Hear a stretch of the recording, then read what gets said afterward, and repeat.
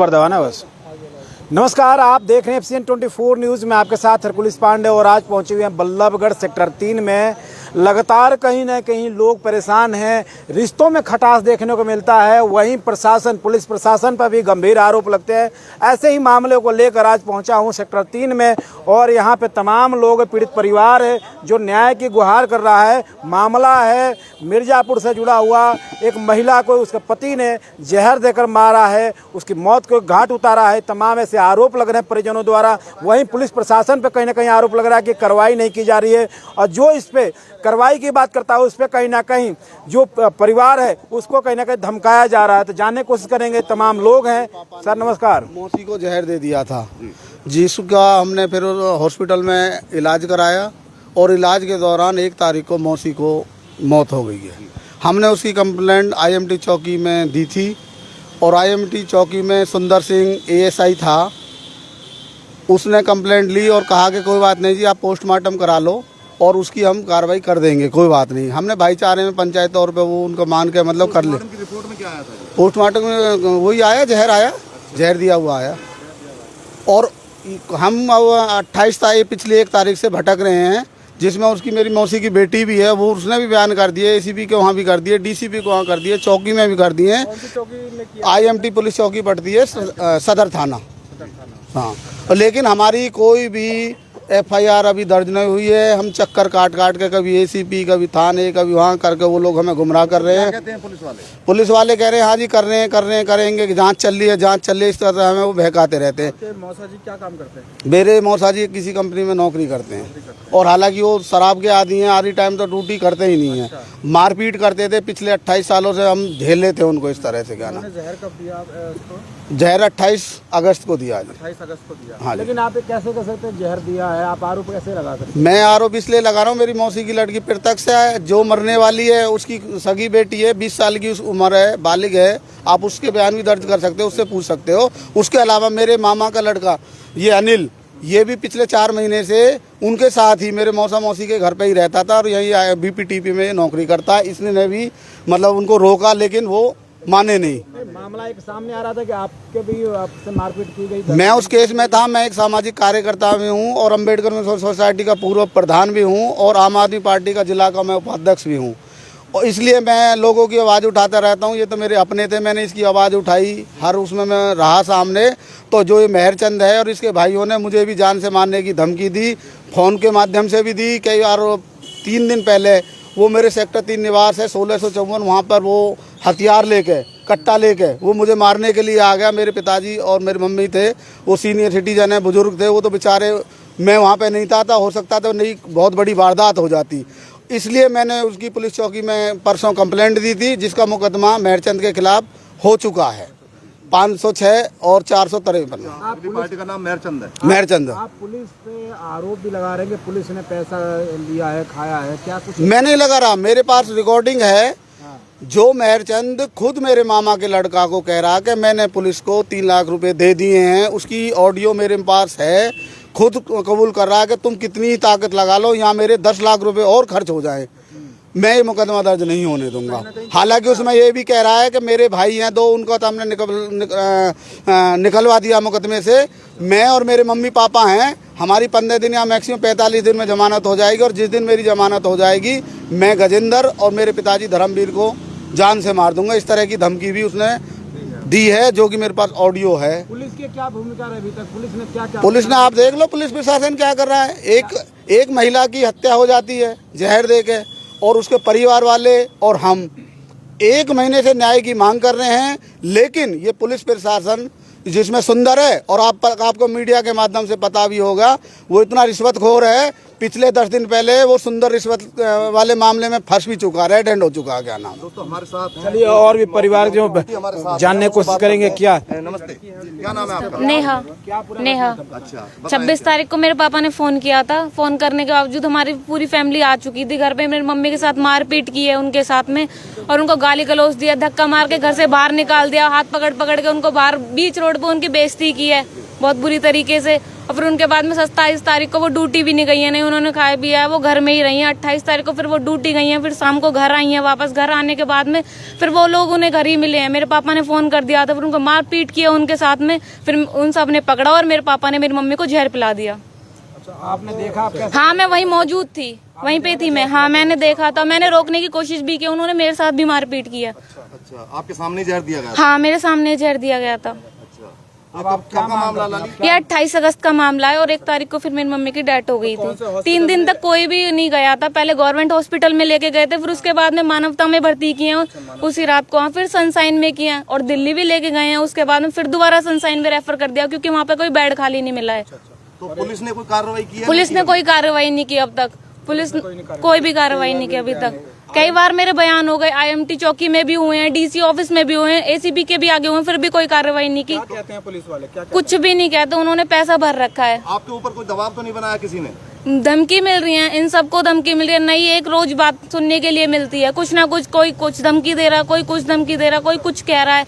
मेरे भाई को भी धमकी दी गई है कि इसको भी जेल भेज देंगे, औरों को भी बहुत धमकी दी। धमकी दिया है? आपके भाई का क्या नाम है? मैं अनिल भैया, किसने धमकी दिया? वो मामा का लड़का है ये। जो मेरे चाचा हैं वो कह रहे थे कि तुमने मुझे तो बचा लिया है एक को, और मैं इसको बचाने के लिए कोशिश कर रहा हूँ। या तो तुम इस मामले को सॉल्व कर लो, वरना ये भी जेल जाएगा अगर मेरी फैमिली जेल जाएगी तो। कौन कहता है ये मेरे चाचा राजेश। हाँ, कौन कौन शामिल है इसमें, ये बताइए। इसमें योगी है, एक जो मेरा चाचा है, एक पुलिस वाला है जिसका नाम देविंदर है, एक दयाचंद है जो मेरा बाबा है, और एक मेरे पापा है। हाँ, आपके पापा का क्या नाम है? वो मेहरचंद। अब क्या मांग? मैं कार्रवाई करना चाहती हूँ आगे। इनको पुलिस होनी चाहिए, मतलब कार्रवाई पूरी तरीके से होनी चाहिए। इनको जेल होनी चाहिए, उम्र कैद होनी चाहिए। जिस तरीके से मेरी माँ पे बीती है ना, मैं अपना बीता हुआ कह रही हूँ, किसी के सुनावाए में आके बहकाए में आके कि मैं कुछ नहीं कह रही। दोस्तों हमारे देखिए, कहीं ना कहीं बिटिया है अपनी माँ की कातिलों के खिलाफ कार्रवाई की मांग कर रही है। क्या आपको धमकी वगैरह मिली है? बता रही है लाली, अभी क्या है बात? जी, मैं यहीं रहता था, तो यहाँ से राजेश गया था। लगभग कितने तारीख को गए थे वहाँ पे? 26 तारीख को गए थे गांव के लिए। 26 अगस्त जी। तो वहाँ पे जैसे गांव में से बाहर कोई मिल गया था, जैसे खेम सिंह था, और भी लेडीज थी जो घास फूस ले रही थी। 22 सितंबर का है जी। वो काम गया राजेश में। तो तभी बोला था कि या तो राजीनामा कर लो या फिर उसको जेल भेज देंगे, मेरे लिए बोल रहे थे। मतलब आप पे पूरा प्रेशर बनाया जा रहा है जी, राजीनामा के लिए। जी जी। कौन धमकी दे रहा है आपको? राजेश था। राजेश कौन है? फूफा जी हैं वो। आपके फूफा वो दवा बना रहे हैं? जी, मेहरचंद के भाई। अच्छा, क्या कहते हैं आपसे? वही गांव में गए थे 22 तारीख को, 22 सितंबर को। अच्छा, तो तब मोहल्ले वालों से बात की थी उन्होंने, तो कंप्लेंट के लिए। तो आप क्या चाहते हैं इस मामले में? हम कार्रवाई चाहते हैं सर जी। कार्रवाई कार्रवाई चाहते हैं, और भी परिजन हैं, जाने की कोशिश करेंगे। सर, क्या मामला पूरा बताएं आप। मेरी बहन सुमन ने जी 26 तारीख को फ़ोन किया गांव में। उसने बोला कि मेरे साथ मेहरचंद और परिवार वाले, मतलब दयाचंद और संता और योगे लाला और देवेंद्र, इन्होंने मतलब लड़ाई दंगा किया जी वहाँ पर मिर्ज़ापुर। इसके बाद 28 को मेहरचंद ने फ़ोन किया, ये सारे परिवार के वहाँ पहुँचे और मेरी बहन को मिलकर जहर दे दिया जी। इसके बाद ये शमशान घाट मतलब भर्ती करी गई जी। पहले सरकारी क्या वजह मानते हैं जहर देने की वजह क्या है? अगर मानते हैं पहले भी मतलब मारपीट करते थे उसके साथ, हाँ, वो दारू पीते थे, नशे के आदी थे। नशे के आदी है जी। और हमारे मतलब भाई ने 50,000 रुपये लिए। मिर्जापुर से ही है? नहीं जी, मामा। अच्छा, मामा आया। कुछ हाँ जी। मांग करते थे क्या मेहरचंद जी? कुछ मांग? हाँ जी, 50,000 रुपये उसके मतलब 1.5 लाख रुपए दे दिए। दहेज का मांग रहा नहीं, 50,000 रुपए इन्होंने उधार लिए थे, उसके बदले में उसको 1.5 लाख दे दिए थे, जिसके गारंटी में मेहरचंद ने 1 बीघे जमीन सुमन के नाम कराई थी। और अब वो सुमन पे दबाव दे रहा था कि ये जमीन, उसके परिवार वाले के वो जमीन हमारी वापस कर दो, दबाव दे रहा था, लेकिन ये करने नहीं दे रहा था। ये कह रहा था सुमन इस जमीन को तुम मेरे नाम कर। वो इसलिए नहीं कर रही थी कि तू इसको पी खा जाएगा। और ये जमीन तो मेरे मायके वालों की थी जो 50,000 लिए थे, उन्होंने ब्याज समेत 1.5 लाख रुपए और 1.5 लाख रुपए के एक डीजे, 3 लाख रुपए मेहरचंद को वापस कर दिए थे 50,000 की एवज में। क्या नाम और फिर भी लेकिन ये क्या नाम है, इसकी नीयत मतलब लालच इसका पूरा नहीं हो रहा था और ये कह रहा था उस ज़मीन को मेरे नाम कर दे, क्योंकि ज़मीन इसके नाम होती तो तब ये बेचता उस ज़मीन को, लेकिन वो ज़मीन नहीं कर रही थी, इसलिए ने उसको जहर दिया। तो भाई साहब, कहीं ना परिवार वालों का कहना है देखें। कि मतलब इंसाफ चाहिए इनको। इंसाफ चाहिए बिल्कुल। तो दोस्तों आप देख सकते हैं आप। देखिए पति पत्नी का रिश्ता कहीं ना कहीं खटास कितना बड़ा कि जिंदगी और मौत के बीच अटक जाती है और तमाम इस तरह की घटनाएं आए दिन देखने को मिलता है और भी परिवार जानते हैं। देखिए सर, मेरा नाम राजवीर नेताजी कहते हैं, समाज से भी इंसान हूँ, समता सैनिक दल का यहाँ का जिले का प्रधान भी हूँ। दरअसल बात क्या, दलितों के लिए लड़ाई लड़ने के लिए हम लोग थाने तहसीलों में रोजाना से ही जाते हैं, क्योंकि हमारा दलित समाज है, गरीब समाज है, इसकी कहीं सुनाई नहीं होती। खास तौर से तो पुलिस थानों का तो इतना बुरा हाल है कि मैं आपको इसी बारे में बता दूं, ये मामला काफ़ी दिनों से चला हुआ है, ये जहर वाला। लेकिन आपको एक बात और बता देना चाहता हूं मैं कि ये 15 अगस्त का वाक़ा है। मेरे लड़के के साथ कोई पड़ोसी से झगड़ा हो गया, उस झगड़े को लेकर के मेरे लड़के को ही स्क्रीन इंजरी आई, फ्रैक्चर आ गया और मेरे एक लड़के का हाथ भी टूट गया उस झगड़े में। मैंने कहा भाई इनका मुकदमा बन गया, जो हमने इनको चोट मार दी हमारे बच्चों ने, इनका हमारे खिलाफ बना दो और हमारे के जो चोट लगी है वो इनके खिलाफ बना दो। इसके लिए मैं एसीपी से लेके एसएचओ से लेके आईओ से लेकर के डीजीपी पंचकूला तक गया हूं, जिसकी मेरे सारे डॉक्यूमेंट्स मेरे पास। गए थे आप कमिश्नर? मैं एसीपी के पास गया, सीपी के पास गया, एसीपी के पास तो 3 बार गया। तो क्या कोई आपको आश्वासन मिला वहाँ से? वहाँ से कोई आश्वासन नहीं, लिख के भेज देते थाने में। थाने का एसएचओ पैसे लेता है, काम करता है, कोई भी हो चाहे, कौन से थाने का एसएचओ? कोई सा भी थाने का लगा लो, कहीं लगा लो। पुलिस का इतना बुरा हाल है कि पुलिस तो भाई जिसका पैसा ले उसकी गाती है और उसी की सुनती है। देखिए जब मेरा मेजर मेडिकल और उसने मेरे को 324 का मुकदमा बना दिया मेरे खिलाफ, और मेरा मेजर मेडिकल है, फ्रैक्चर है, इंजरी है, हेड इंजरी है, उसका 325 का मुकदमा मेरा तो नहीं इनकार कर दिया और उसका मेडिकल बना करके मुकदमा दर्ज कर दिया। तो ऐसा आज भी मैं करीब 1 महीने से भटक रहा हूँ और मैंने डीजीपी तक कार्रवाई की, सीएम विंडो तक की, लेकिन ये लोग एसएचओ झूठी कार्रवाई नहीं हुई आपका? आज तक भी मेरी भी कार्रवाई खुद की नहीं हुई। तो ये दलितों को तो ऐसे नकार देती है पुलिस के। क्या चाहते हैं आप प्रशासन? भाई मैं प्रशासन ये चाहता हूँ, आने वाले हर दलित की सुनाई होनी चाहिए और उसको जायज न्याय मिलना चाहिए। और इस मुकदमे में भी ये जो अपना यहाँ का है मिर्जापुर वाला, ये इस लड़की को जहर दिया है, जो जहर खिलाया है इस लड़की को, इसमें भी मुकदमा दर्ज करके दोषियों को अरेस्ट किया जाए और इनको जेल भेजा जाए।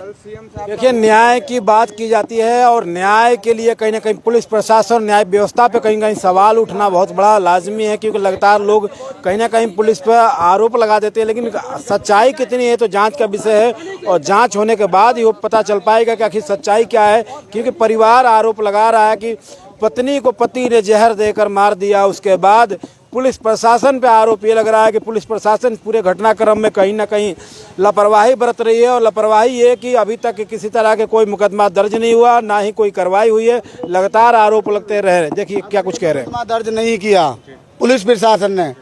मैं एसपी साहब के पास भी जा लिया, एसएचओ सबके पास जा ले। अगर अगले 3 या 4 दिन में मुकदमा दर्ज नहीं होगा तो हम प्रदर्शन करेंगे, रोड जाम करना पड़े, हम धरने पे प्रदर्शन में बैठना पड़े तो हम बैठने के लिए तैयार हैं, जब तक हमें न्याय नहीं मिलेगा और ये एफआईआर दर्ज नहीं होगी।